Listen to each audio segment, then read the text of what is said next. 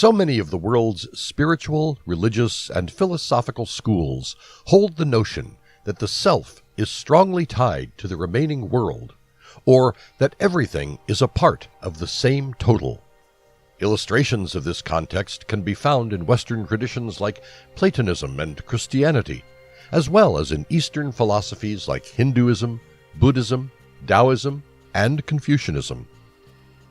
These traditions advocate ideas like Buddha nature, Nirvikalpa, samadhi, non-dual consciousness, Henosis, and Theosis. These are supposed to be connected to oneness. Though they are a component of Western culture, concepts of oneness pose a threat to the more prevalent Western ideas of a separate self.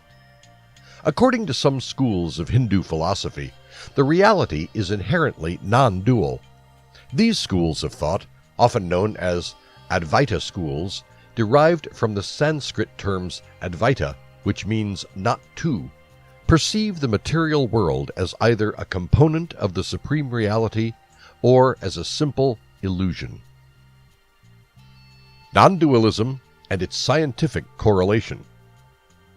Experts in cutting-edge science, philosophy, spirituality, and mysticism are brought together to explore the new spiritual paradigm that is emerging, one that is consistent with the age-old teachings of non-duality, the profound insight of life's interconnectedness, and is based on leading-edge science. All human activities are supported by perception, which aids in the interpretation of sensory data to extract meaning from the meaningless. The human brain establishes perception from the unperceived thoughts and cognition from the unreal to generate meaning where there may be none. In reality, perception is a process of creation. What people observe is not what is outside or inside of them. Even though the highly complex light patterns that descend upon human eyes have no intrinsic worth, individuals are nonetheless able to see cohesive patterns and emotions that help them survive. They can get a glimpse of existence beyond the sensory perceptions and the experience, the perceiver and the impression, by investigating the nature of perception. The meaning of non-duality. The term non-duality has a wide range of connotations. To give a brief introduction, it can be said that non-duality refers to the spiritual, philosophical, and scientific knowledge of underlying oneness and non-separation. One may begin with the adage, "all living things are one," which is intended not in an intellectual way, but rather at the most fundamental level of existence. Eastern philosophies have long understood the illusion of duality, or the difference between the observer and the observed, while Western scientific insights have only just begun to comprehend this illusion, thanks to quantum mechanics. Wave-particle, mind-matter, self-other, consciousness-unconsciousness, quantum-classical, illusion-reality, beginning-end, spiritual-material, living-dead, male-female, and good-evil are some instances of dualities that are typically viewed in terms of opposites. The concept of non-dualism holds that affiliation with typical dualisms prevents the awareness of a more profound reality. Oneness and non-duality. The phrase, "everything is one," has what precise meaning? Is separation a delusion? It describes how the Hindu school of thought, namely Advaita Vedanta, conceptualizes the oneness of existence. Because everything is just awareness, all are just one thing. People may consider the advantages of this point of view that it might offer, such as greater compassion, less greed, but they also wonder why this point of view even exists.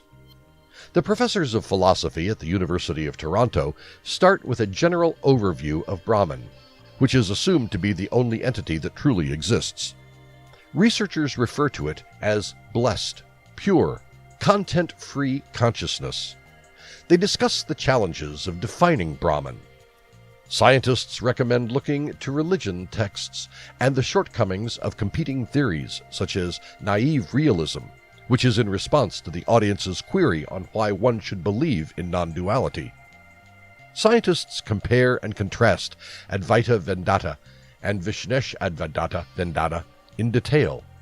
They inquire about the connection between God and Brahman, which causes them to discuss the pantheistic roots of both ideologies. They also talk about how some Vishnesh Advaita Vedantic philosophies are engaged in social reform and objectively scrutinizing the caste system, while some other researchers raise the issue of salvation's universality and balancing non-duality with existing inequities. Spiritual enlightenment and non-duality. Before anything else was ever created, who were humans? Who are they truly when they remove anything transient? Even though God is the ultimate, human ideas of God differ.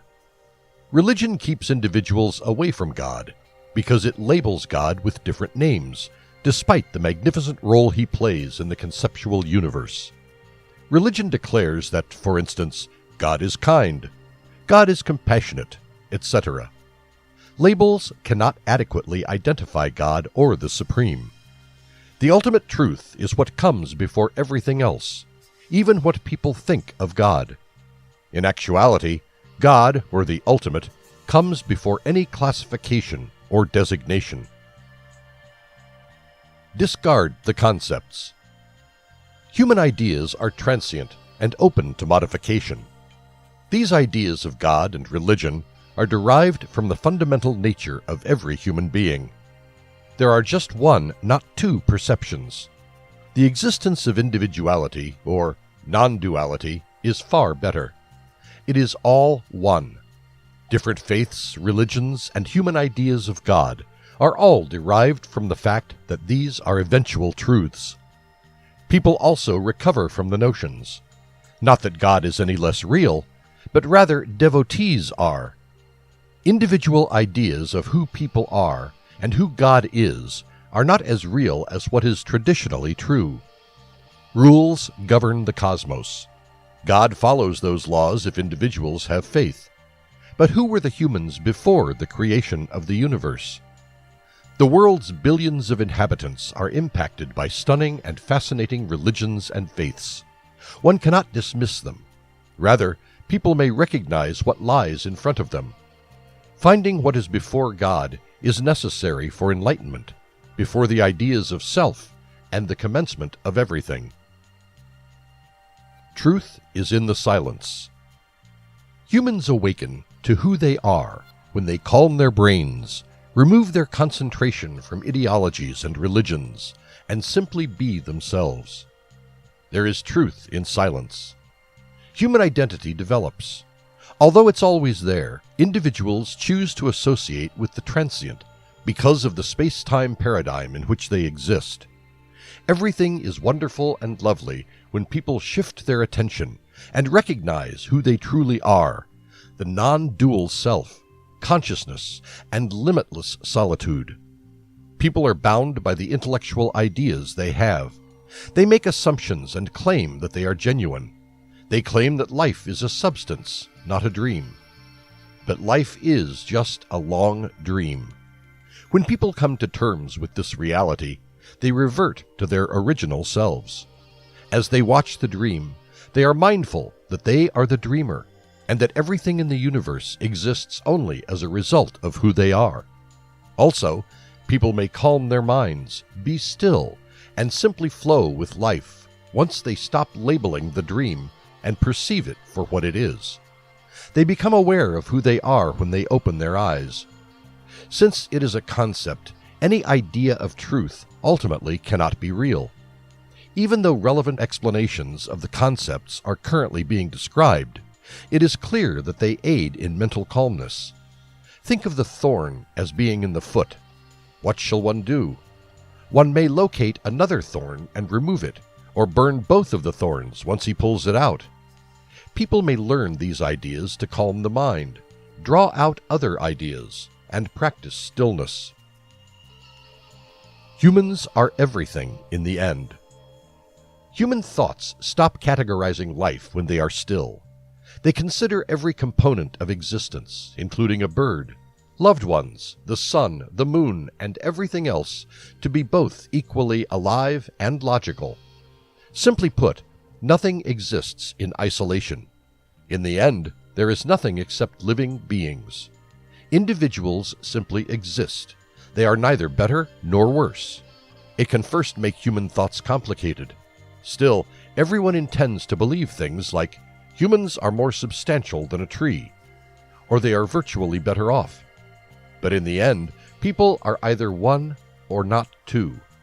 There is non-duality. Individuals can let go of their conceptual brains, struggle for bare necessities, and have a fear of winning or losing. Yes, these ideas will still exist, but they will come to understand that they are but a component of the dream still floats, and that is human existence. One can observe oneself and others, unwind, and simply be himself. It's similar to relaxing when watching a movie. One may feel he is watching a movie. The movie is not inside him. Both are separate. In the end, the film is not authentic. So the audience tends to unwind, do its part, and observe others do their part. The spectators can just relax and take it all in. It's all good. Even though life continues, people begin to identify with who they are. When human beings are not concepts, who are they? There are more questions like, who were they in the past? And who will they continue to be? It's non-duality through unity, and not duality. The element of duality is the last thorn to be pulled out. Attain oneness and non-duality through meditation. One must first acknowledge and accept one's perception of duality and conflicts if one wants to achieve non-duality and oneness. If people are fortunate enough to meditate, they will eventually reach a breaking point. They will immediately encounter inner resistance to combat this situation and feel the urge to get up and find a distraction. Meditation won't be comfortable enough. If one doesn't move around in his chair, the thoughts will keep him from paying attention. Individuals will dismiss the element of meditation as a waste, since they have not experienced the same level of happiness in the past, and they will surely want to avoid it. It is a natural reaction, since meditators are not merely resisting this moment. They are themselves this moment's resistance. Therefore, the challenge in doing meditation is to find a method inside oneself to fully submit to this moment when one experiences a feeling of sense of resistance. Only two distinct factors can create tension and conflict. Stress is a product of dualism. For tension to exist, both a person and this particular moment related to him must exist. Individuals will only be left with the non-duality of this moment if they can discover a way to relinquish the term self that is separate from and at odds with the present moment on a subtle level. The only thing left will be consciousness. In non-duality, tension is impossible. If there is simply oneness here, there cannot be any disagreement. People will then discover how to hold on this non-dual beingness. One gets the ability to be without being forced to be oneself. People develop true closeness with this moment in the sphere of oneness. One will never arrive at this moment if one approaches it with his spiritual views, knowledge, and all the preconceptions that go along with it, or if one embraces it as someone seeking to get anything out of it. In this scenario, one will never achieve oneness and non-duality. People will always be attracted to self-realization, like two opposing charged magnets. However, they will find true peace if they are prepared to let go of everything, even only for this second. One can experience oneness and the liberty that comes with it if he is willing to let go of the feeling of who he is and allow self to dissolve into non-duality. A common misconception in non-duality and oneness teachings is that possessing an enlightened educator is undesirable, and it's an inaccurate perception. If one can meet an enlightened teacher who is already experiencing oneness, then merely by spending time with that master, his state of oneness will be transmitted to people through the energy vibration that is experienced as bliss that results from non-duality. It's by far the simplest approach to realize who one is and feel oneness. Non-dual wisdom and psychotherapy. The more traditional techniques of psychotherapy are drastically altered by the non-dual approach to mental healing. The idea that humans may already possess everything they require is the foundation of non-dual therapies. The non-dual method trusts in the unconditioned human mind's capacity for healing. People may gain some understanding and see some change in the circumstances and problem-solving skills if they approach issues solely from the perspective of ego mind. It does not, however, lead to complete liberation from these problems. The transformation that understanding does bring about is frequently fleeting, and a conditioned identity still exists that will continue to bring about issues and sufferings in more clever and subtle ways. What is suggested here is a more comprehensive answer, one that liberates people from the entire conditioned identity at its core.